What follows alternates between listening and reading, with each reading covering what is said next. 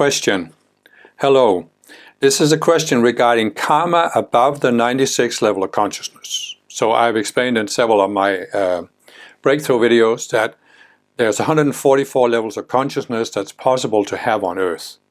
And that there are certain turning points. One of the important turning points is the 96th level, where you overcome the focus on self and you are moving into what you could call personal Christhood or enlightenment or awakening, where you're not driven by self-centered desires anymore. You're seeking to raise the whole. So the person says, we know we have karma below the 48th level of consciousness and karma up to the 96th level of consciousness. But is there karma above the 96th level of consciousness? Does it exist? For karma below the 48th and karma up to the 96th levels of consciousness, we of course have all the books from the Chohans, including the book of the Maha Chohan that we can use to transmute the karma. But what books can we use to transmute the karma beyond the 96th level? So the reason why the person is asking this is that I published a series of books called The Path to Self-Mastery, which is where the ascended masters that are leaders of the 7 spiritual rays, they give these books that progressively take you from the 48th level of consciousness to the 96th level of consciousness. Not an automatic process, of course, but it helps you resolve the psychology so you can climb up to the 96th level. And so when a person is talking about resolving karma, the way I see that is resolving psychology. So I don't primarily look at karma as they do in the Eastern way, as it's something out there that you created in past lives that's affecting you, or even as some kind of energy, even though energy is involved. But I primarily look at it as psychology, unresolved psychology that prevents you from moving to a higher level of consciousness. And so, based on this, you can say that you can say that there's karma above the 96th level, but you have to be careful you don't mix it in with the way it's often seen in the East. Because I remember when I first heard about karma, it was through Yogananda's book, Autobiography of Yogi, and Transcendental Meditation, and then later Ascended Masters. And it was all seen as if, almost like you could say, in a past life you did something bad. You killed somebody. And this created a karmic impulse that went out into the universe, and in this lifetime or a future lifetime it could come back and hit you, and now you are killed. And no control over it whatsoever. And that's not the way the masters explain it today. Because what they are saying is that when a karmic impulse from the past comes back, it will first descend to the identity level, then the mental, then the emotional, and only after that to the physical. So if you have resolved the psychology at the identity, mental, emotional level that caused you to create the original karmic impulse, then the karmic impulse will be dissolved before it reaches the physical. And therefore you don't have to have the physical return of the karma. So you can say, as the masters have explained, that when we first descended to take embodiment, the conscious you, which is the core of our being, started at the 144th level. It took on a certain illusion to descend to the 143rd level. Well, actually it took on one to descend to the 144th level, another one to the 143rd, another one to the 142nd, and so on until the 48th level. So you can say the illusions from the 144th down to the 96th level, this was not something you did that created a karmic impulse. It was not something you did to others. These are illusions you took on that affected how you see yourself in relation to Earth. And this is what you have to transcend and resolve these illusions. So you could say it's karma because it's unresolved psychology. But it's not really karma in the sense that it's based on actions you have taken. It's more based on how you see yourself. So in a sense you could say that there's karma you have with other people because you've done something to other people, or there's karma you have with yourself because you've taken on these illusions. And So the person is asking if there are books that can help us transmute that karma. Is it the books of the Avatar series and the books Master Keys to Christhood and the 3 books of Mother Mary?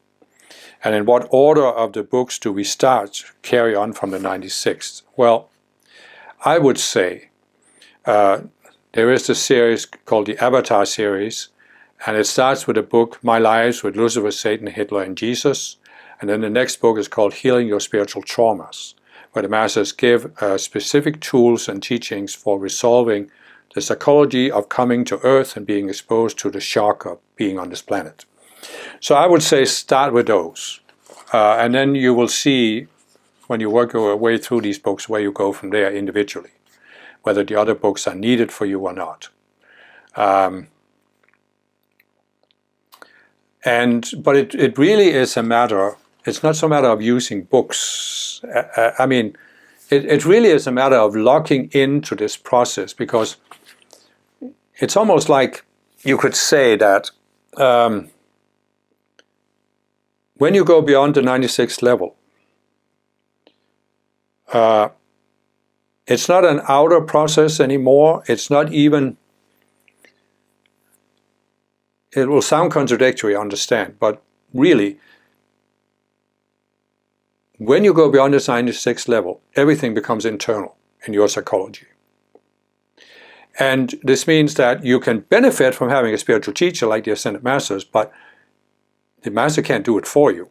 It's not like it's absolutely necessary. It's really, you need to log into the process of always being willing to look at your psychology, always looking for these separate selves, subconscious selves that you have, always looking for the next illusion that you need to resolve in order to climb to the next level. And that's why I'm saying I don't really think it's constructive to talk about karma between the 96th and the 144th, because most people see karma as something external, something you did through actions. And I think that would be the most constructive way to look at it. As I said, you can consider it karma, but it certainly isn't the same kind of karma as you have through the actions you've taken. So I would say that, but it really is a matter, locking into that process where basically there's nothing in your psychology you're not willing to look at anymore. You're not trying to hide anything. You're not trying to hide anything for yourself or for the Masters. You give up the whole idea you can hide anything from your Ascended Masters. And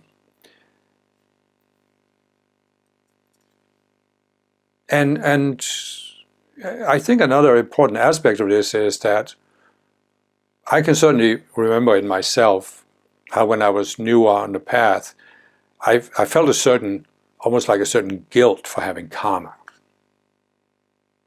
Because the goal clearly was to balance your karma and then you could ascend.